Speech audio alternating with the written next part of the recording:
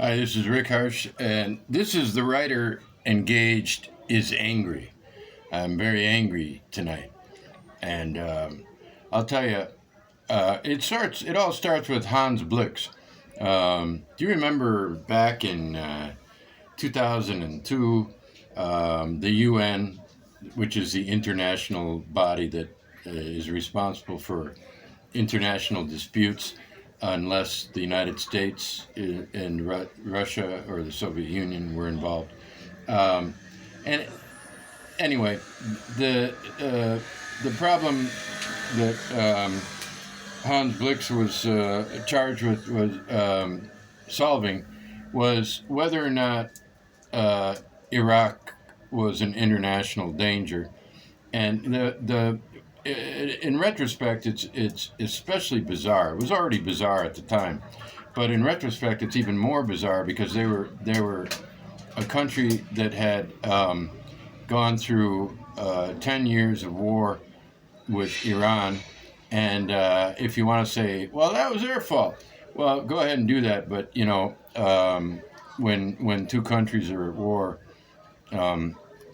it's of course one of them's at fault, but it was a pretty particularly ugly dispute, and then it was followed by the invasion of Kuwait, and then the invasion by the United States, which was opposed by Saudi Arabia because they believe they're big enough to have a sphere of influence, and they did not want the United States on their territory, and this was the ideological underpinning of the rebellion of Osama bin Laden, and if you don't like his methods, well, neither do I. But at the same time, if you're honest, you need to try to understand the positions of all the parties in disputes, and of course, the people don't attack for no reason, and so that's all another story. But we want to go back to Hans Blix because I'm so angry that I know that I'm going to get off track. Hans Blix was sent to find out if there were weapons of mass destruction, and the country with the greatest capacity to destroy anyone with weapons of mass destruction, the country with the least restraint in using weapons of mass destruction, and I would throw napalm in there, wouldn't you? Cluster bombs? Well, weapons of particularly nasty destruction, yeah. Maybe not mass destruction, but cluster bombs, yeah. We'll come back to those. But the point is that Hans Blix was given the task by the United Nations to go to Iraq and find out if they had weapons of mass destruction. The United States wanted to attack, and so even though Hans Blix said, no, they don't. Okay, I'll look again. No, they don't. You want me to look again? I will. I mean, but the U.S. was in a hurry, and they attacked, and only Tony Blair had the bankruptcy and mental decrepitude to go along with them. If you remember, freedom fries. The United States, they hate the French. They don't hate the Germans, but they hated what the Germans did and took it out on the French. But the French were happy to be out of that situation. So they went into a neutral country that had just gone through. Here's where I left off. About a 10-year war with their neighbor that was gruesome, and then after 1991, another 10 years of sanctions that estimated killed at least 500,000 people. The country was destroyed. The country had no capacity for attacking anyone, and the United States went in there and brutalized them further. Um, and, well, it was a unilateral decision by a great power to go in and destroy a helpless um, sovereign nation. And during during that whole procedure, the United States committed some of the most grotesque crimes since World War II. No, since Vietnam, I think I should say. Guantanamo, which is still open and still has some people who are innocent in there. I don't know if you know how Guantanamo was populated with prisoners, but what happened was there was such chaos and such desperation on the part of the United States to capture and take revenge on Islamic people. What they did was they bought prisoners captured by gangs, warlords, whatever. A taxi driver, I remember in particular. I used to know his whole story. I think there's a really nice documentary film about this one taxi driver in Western Afghanistan who went out one night to work and never came back, and he ended up in Guantanamo. And I don't remember if he died there, if they finally got him out, or if the film was made and he was still in there and his lawyers were cooperating with the documentary makers. But, this was one of the great atrocities. Also, the U.S., one of my, the things I'll never forget is, the countries who were against what the U.S. was doing were saying, no, you can't, anything to do with the war, you can't use our airspace. Ireland was one of those. They would not allow a plane to refuel at Shannon in Ireland. And what the U.S. told them was, well, yeah, but we don't have to let our companies do business in Ireland. And so they used economic blackmail to get Ireland to allow them to use their airport. That's a true. These are all true stories, and I think they can all be verified very easily. I'm just going by memory. What pops into my head about this whole thing? But on the more personal basis, I left the United States because I don't like the United States. I grew up there, a fan of Muhammad Ali and Jesus. I met both of them about the same time. Jesus I met through stories that I thought, what a cool guy walking around in sandals and saying "fuck you" to the Romans, and kicking the money changers out of the temple, and it all seemed great. But I was always puzzled by how we were sitting in a church, and I couldn't put the two together. But the mythology of Christ always struck me deeply. I've always been a very determined egalitarian, and that shaped my politics my whole life. And Muhammad Ali, of course, he was my introduction to racial injustice, and also the importance of standing up to powerful people under any circumstances. And I just remember that I was very young when I saw him on television, I think 1967. I would have been 8 years old, and I understood what was going on. I didn't know about the Vietnam War, the Viet Cong. I just knew that he was a guy who could have gotten what Joe Louis got, which is inducted into the Army and used to go around and talk to troops, and he could keep his championship belt, he could still fight, and all of that.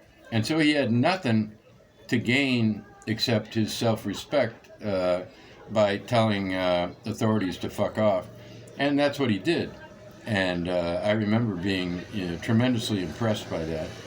So these are my two most formative youthful memories regarding politics in the United States, because it doesn't take long if you read about the natural Jesus, which is what I call the one who makes sense in our mythology and history mixed together, and Um, so it doesn't take long to figure out that the country you're in is run according to entirely different principles, and that there are rich and there are poor, and it will not change.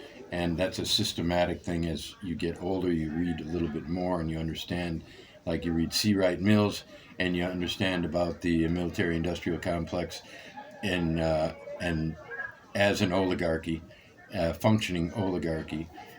What people call the deep state. Tonight I had a discussion with somebody tonight who was spouting some stuff about the deep state, and I said, there's no deep state. The deep state is an oligarchy. That's all it is. There aren't a bunch of people in a room making decisions. There are natural decisions that flow out of the mixture of the higher military authorities, the most powerful businessmen, and the politicians. And when they all get together, they will agree, and that's how the country will go. And like the pharmaceutical companies and the National Rifle Association, they buy off Republicans and Democrats both. So that's how an oligarchy functions. They have their needs, which are profit mainly, and they operate in such a way to make sure they get as much as they can. And so I never liked the United States. And then culturally, I hated television once I grew up, and I didn't like the way that capitalism and culture work together to create this bland, artistic atmosphere. The great writers are unknown in the United States, and I don't know, in other countries maybe we finally get translations of the best writers, but even in Colombia, where Gabriel Garcia Marquez came from, he might have been, there might be 15 people during his lifetime who were better writers than him, but couldn't get attention. So there's always this pyramid thing. So I never liked the United States. And then when I moved to Slovenia, I was very happy to be out of the United States, on the Mediterranean, in a Slavic nation. But within 2 years, this country joined the European Union, and I've mentioned this before here. They joined NATO, and that was just a fucking nightmare to me. Like, what their NATO was following me around is how it felt. Because this is not a natural NATO country. There's no reason for this country to be in the North Atlantic Treaty Organization. It's on the Northern Adriatic, and there's no strategic need for Slovenia to be a part of NATO. But they were afraid to say no.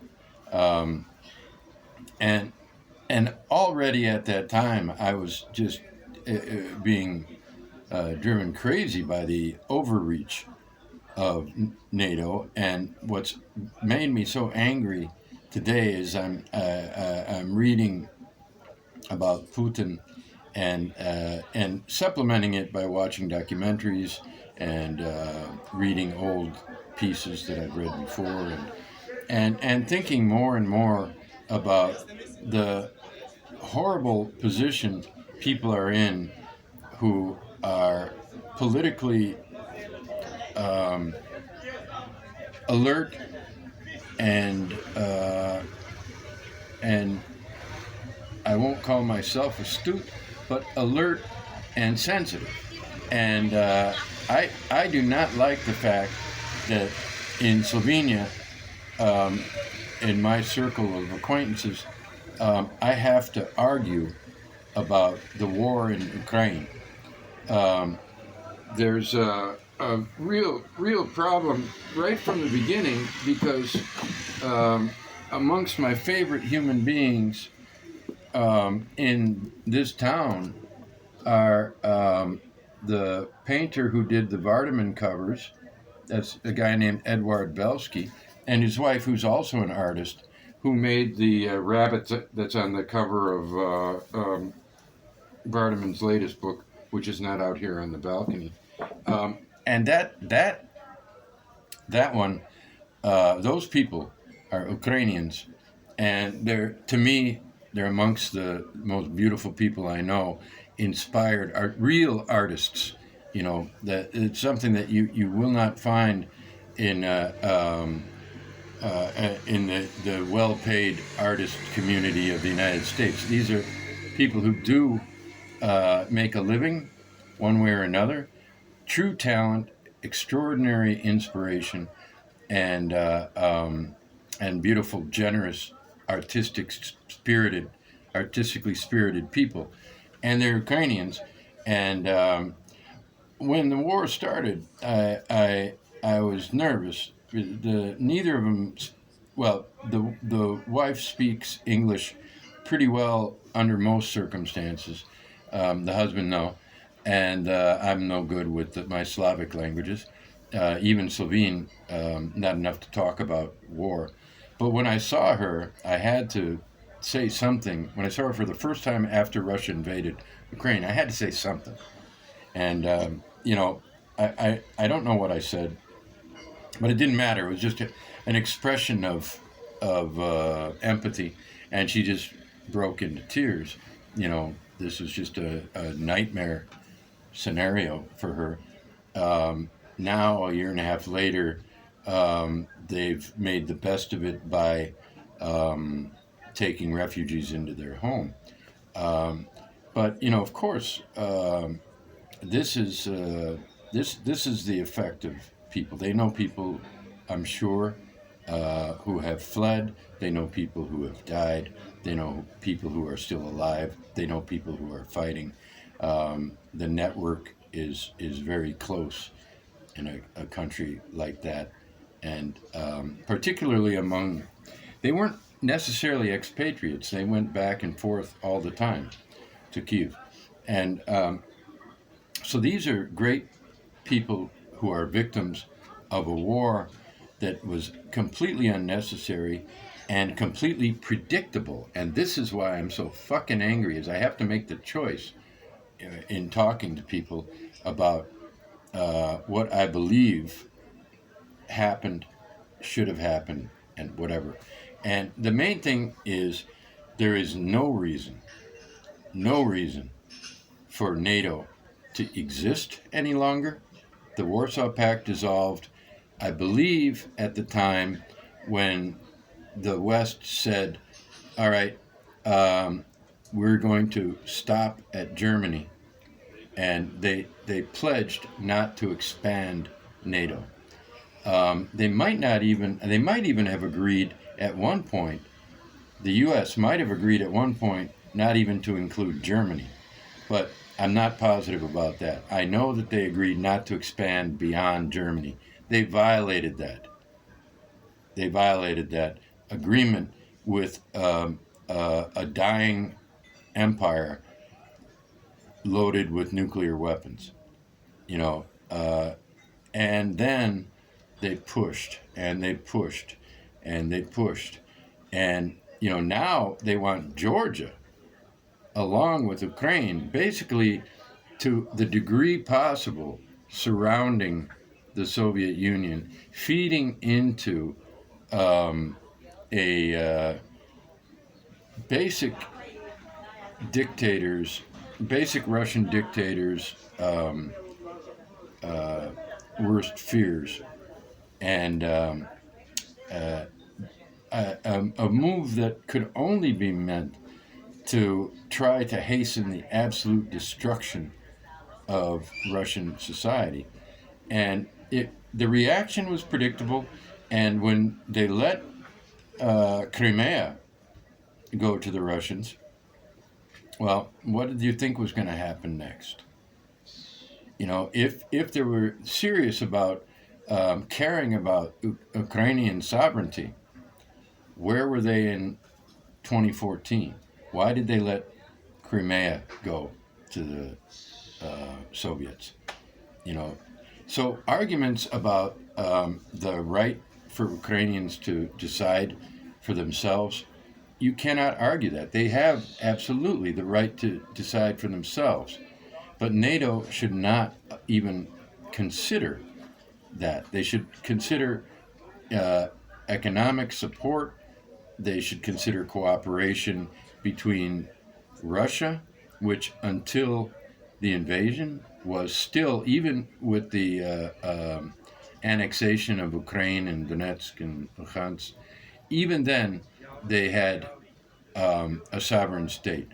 And all decisions needed to be made with that in consideration. And if you think that's anything different, just try to imagine. Just try to imagine the Warsaw Pact still existing and still at odds with NATO, and Canada wanting to join the Warsaw Pact. Imagine how the United States would react. So I'm against the war because it's a war. But I'm really angry that I'm in a position where I have to say I'm against the war, but I'm really, really disgusted with the way that it was brought about. And so this is an angry writer rant, and I'll take your phone calls and comments. And I need something to drink. I'm talking myself into a dry throat. Good night.